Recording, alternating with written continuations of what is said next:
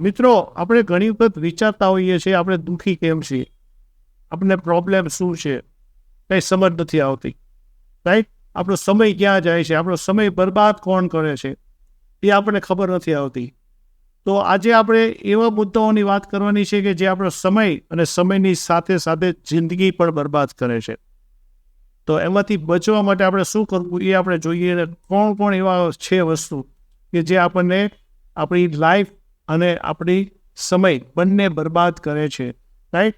તો એવા કોણ કોણ કઈ કઈ વસ્તુ છે, કયા મુદ્દાઓ છે એ જોઈએ. તેમાં સૌથી પહેલો છે comparing your self with others. મિત્રો, ભગવાને એક જેવા બે વ્યક્તિ આ દુનિયામાં બનાવ્યા નથી, એની હું તમને ગેરંટી આપું. કારણ કે ભગવાન ક્યારેય કોઈ દિવસ એકની એક ભૂલ બીજી વખત કરતો નથી. એટલે ક્યારેય કોઈ દિવસ તમે તમારી જાતને બીજા સાથે સરખાવી અને દુઃખી ન થાઓ. તમે જ્યારે સરખામણી કોની થાય? જ્યારે બે વસ્તુ એક સરખી હોય તેની થાય. તો તમે જેની સાથે સરખાવો છો તમારી જાતને, એ તમારી જીવો જ છે, તમારી જેવો જ નેચર છે, તમારી જેવું તેમને ઘર છે, તમારા જેટલા જ પૈસા છે, તમારી જેવી જ ગાડી છે એવું બધું કાંઈ નથી. તો પણ કમ્પેરિઝન શેની કરો છો? તો આજથી આ કમ્પેરિઝન કરવાનું બંધ કરો અને સુખી થાઓ. બીજી વસ્તુ છે વરિંગ વોટ અધર વિલ સે. इस दुनिया का लोग क्या कहेंगे लोग.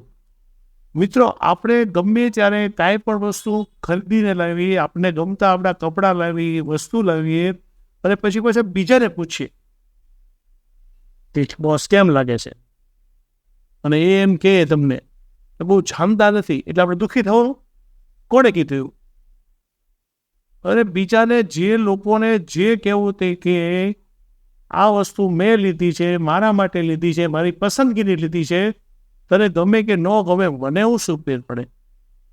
એટલે બીજા લોકો શું કહે છે ને એના ઉપર ફોકસ નહીં કરો, નહીં તો દુઃખી થશો. રાઈટ? એટલે દુઃખી થવાનું બંધ કરો. બીજું છે કમ્પ્લેનિંગ.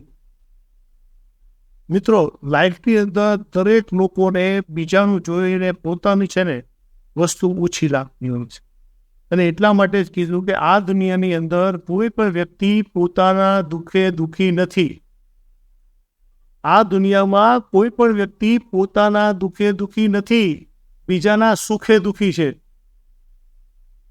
અને પછી કમ્પ્લેન કરે છે કે હા જોયું, કાલે મારી સાથે અમે સાથે સ્ટડી કરતા હતા, આમ કરતા હતા, અને આજે ક્યાં પહોંચી ગયો.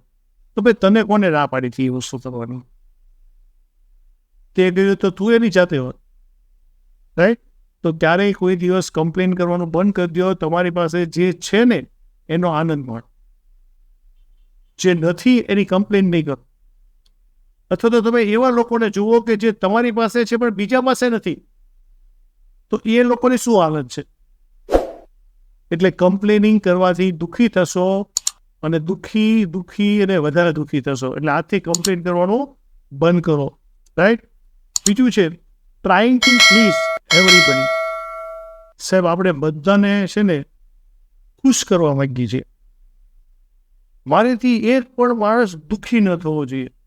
એટલે સાહેબ, આ વસ્તુ કરવા રહેશો તો તમે દુઃખી ટાળિયા થઈ જશો. કારણ કે દરેક માણસના વિચાર, વિમર્શ, પોતાની જે ઈચ્છાઓ, હોબીઓ, દરેક વસ્તુ અલગ હશે.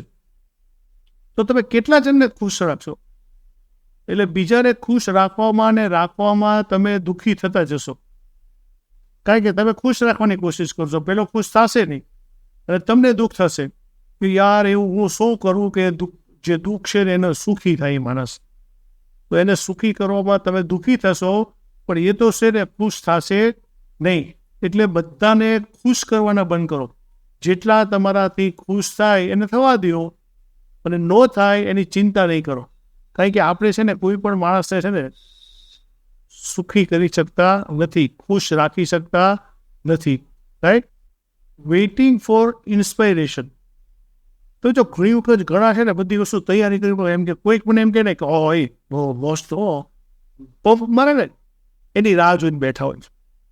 સાહેબ, આ દુનિયામાં કોઈ પંપ મારવા નહીં આવે. કોઈ તમને ઇન્સ્પાયર કરવામાં નહીં આવે. તમારે તમારી જાત સાથે તમારે ઇન્સ્પાયર થવું પડશે. અને ઇન્સ્પાયર થવા માટે તમે એક જ વસ્તુ યાદ રાખો, કેમ કરવું, કેવી રીતે કરવું, શું કરવું, એના કરતાં શા માટે કરું છું ને આવું વિચારો. એટલે ઓટોમેટિક તમારી અંદરથી છે ને ઇન્સ્પાયરેશન આવશે. રાઈટ? એટલે તમે તમારો વાય શોધી કાઢો.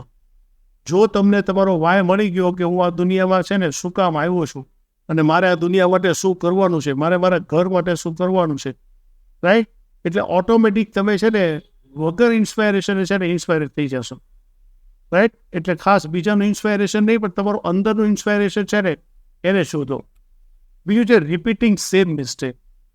આપણે ઘણી વખત અમુક ભૂલો છે ને વારંવાર કરતા હોઈએ છીએ અને વારંવાર આપણે દુઃખી થતા હોઈએ, વારંવાર હેરાન થતા હોઈએ છીએ. તો તમે એવી મિસ્ટેકો શોધી કાઢો કે જે મિસ્ટેકો તમે વારંવાર કરો છો. આ મિસ્ટેક્સ બધી છે ને તમને એ વારંવાર હેરાન કરે છે અને આપણે પછી બીજાના વાંક કરી ગયા તો આ મેળ નથી પડતો. પણ જે ભૂલ તમે એક વખત કરો છો એની એ જ ભૂલ જો વારંવાર કરો છો તો પહેલાં તમને જે પરિણામ મળ્યા હતા ને એ જ પરિણામ તમને વારંવાર મળે છે.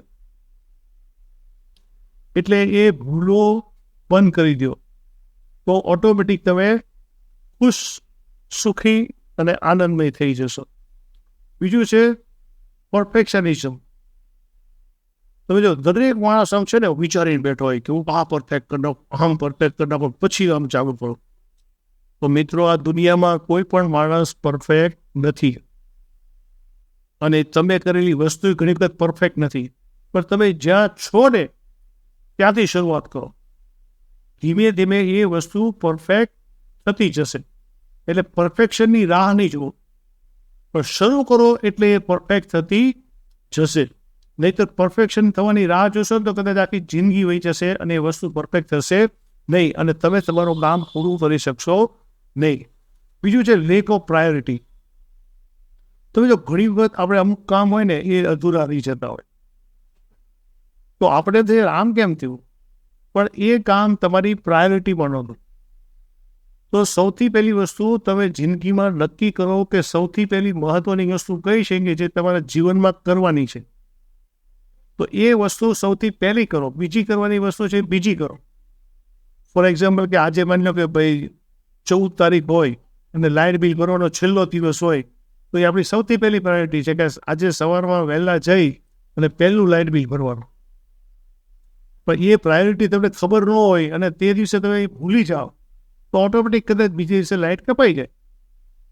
એટલે સૌથી પહેલી તમે તમારી પ્રાયોરિટી નક્કી કરો કે તમારી લાઈફની અંદર કઈ વસ્તુની વધારે જરૂરી છે, એ વસ્તુ કરવા જેવી છે, એને તમે પહેલા સ્થાન ઉપર મૂકો અને એ પહેલા સ્થાન ઉપર પૂર્ણ કરો.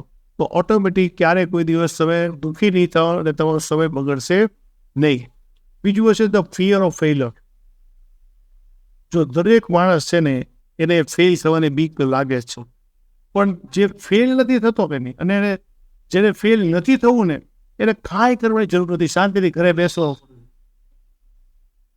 કારણ કે જો તમને આ બીક હોય ફેલ થવાની તો ફેલ તો થવાના જ છો તમે.